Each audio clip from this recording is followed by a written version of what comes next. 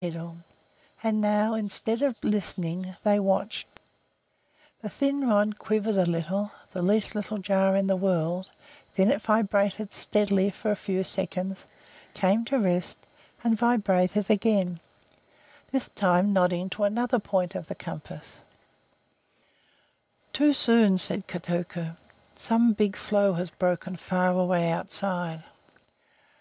The girl pointed at the rod and shook her head. "It is the big breaking," she said.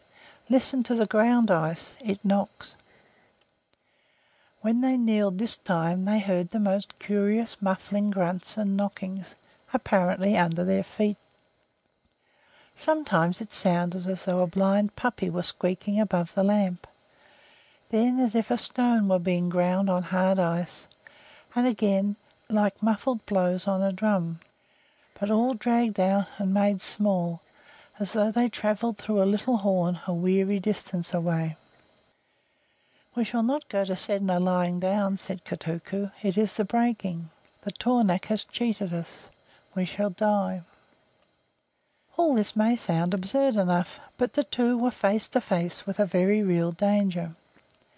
The 3 days of gale had driven the deep water of Baffin's Bay southerly, and piled it on to the edge of the far-reaching land ice that stretches from Bylot's Island to the west.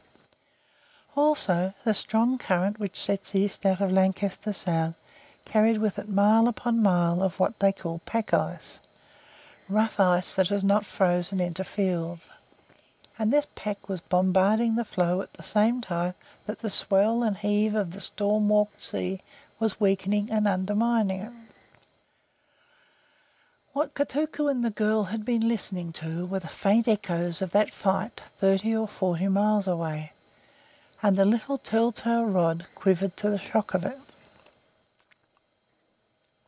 Now, as the Inuits say, when the ice once wakes after its long winter sleep, there is no knowing what may happen, for solid floe ice changes shape almost as quickly as a cloud. The gale was evidently a spring gale, sent out of time, and anything was possible. Yet the two were happier in their minds than before. If the floe broke up, there would be no more waiting and suffering. Spirits, goblins, and witch people were moving about on the racking ice, and they might find themselves stepping into Sedna's country side by side with all sorts of wild things, the flush of excitement still on them. When they left the hut after the gale, the noise on the horizon was steadily growing, and the tough ice moaned and buzzed all around them. "It is still waiting," said Kotuko. On the top of a hummock sat or crouched the 8-legged thing that they had seen 3 days before, and it howled horribly. "Let us follow," said the girl. "It may know of some way that does not lead to Sedna." But she reeled from weakness as she took the pulling rope. The thing moved off slowly and clumsily across the ridges, heading always toward the westward and the land, and they followed, while the growling thunder at the edge of the floe rolled nearer and nearer. The floe's lip was split and cracked in every direction for 3 or 4 miles inland, and great pans of 10-foot thick ice, from a few yards to 20 acres square, were jolting and ducking and surging into one another and into the yet unbroken floe, as the heavy swell took and shook and spouted between them. This battering-ram ice was, so to speak, the first army that the sea was flinging against the floe. The incessant crash and jar of these cakes almost drowned the ripping sounds of sheets of pack-driven ice driven bodily under the floe, as cards are hastily pushed under a tablecloth. Where the water was shallow, these sheets would be piled one atop of the other till the bottommost touched mud 50 feet down, and the discoloured sea banked behind the muddy ice till the increasing pressure drove all forward again. In addition to the floe and the pack ice, the gale and the currents were bringing down true bergs, sailing mountains of ice snapped off from the Greenland side of the water or from the north shore of Melville Bay. They pounded in solemnly, the waves breaking white round them, and advanced on the floe like an old-time fleet under full sail.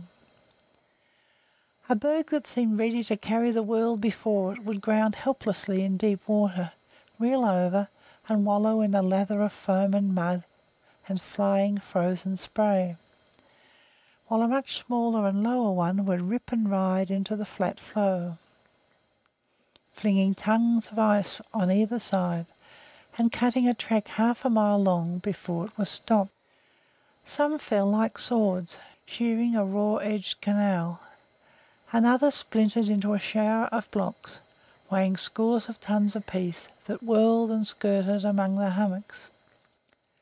Others again rose up bodily out of the water when they shoaled, twisted as though in pain, and fell solidly on their sides, while the sea threshed over their shoulders. This trampling and crowding and bending and buckling and arching of the ice in every possible shape was going on as far as the eye could reach all along the north line of the floe.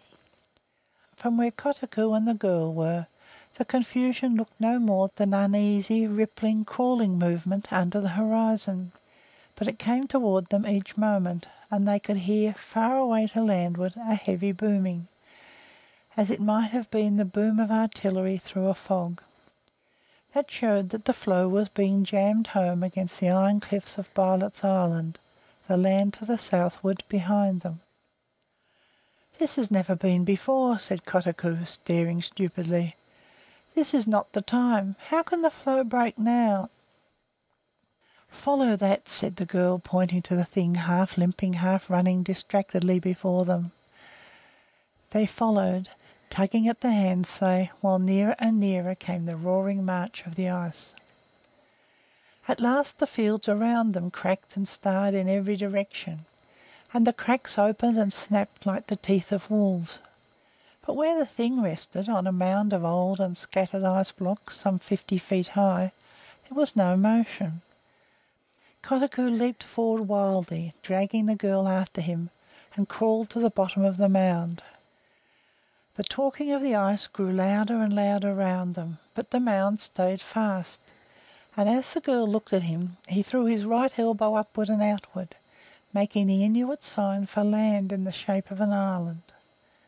And land it was that the 8-legged limping thing had led them to, some granite-tipped, sand-bleached islet off the coast, shod and sheathed and masked with ice so that no man could have told it from the floe, but at the bottom solid earth and not shifting ice. The smashing and rebound of the floes as they grounded and splintered marked the borders of it, and a friendly shoal rang out to the northward and turned aside the rush of the heaviest ice, exactly as a ploughshare turns over loam. There was danger, of course, that some heavily squeezed ice field might shoot up the beach and plane off the top of the islet bodily. But that did not trouble Kotuko and the girl when they made their snow house and began to eat, and heard the ice hammer and skid along the beach. The thing had disappeared, and Kotuko was talking excitedly about his power over spirits as he crouched round the lamp. In the midst of his wild sayings, the girl began to laugh and rock herself backward and forward. Behind her shoulder, crawling into the hut, crawl by crawl, there were 2 heads, one yellow and one black, that belonged to 2 of the most sorrowful and ashamed dogs that you ever saw. Kotuko the dog was one, and the black leader was the other. Both were now fat, well-looking, and quite restored to their proper minds, but coupled to each other in an extraordinary fashion. When the black leader ran off, you remember, his harness was still on him.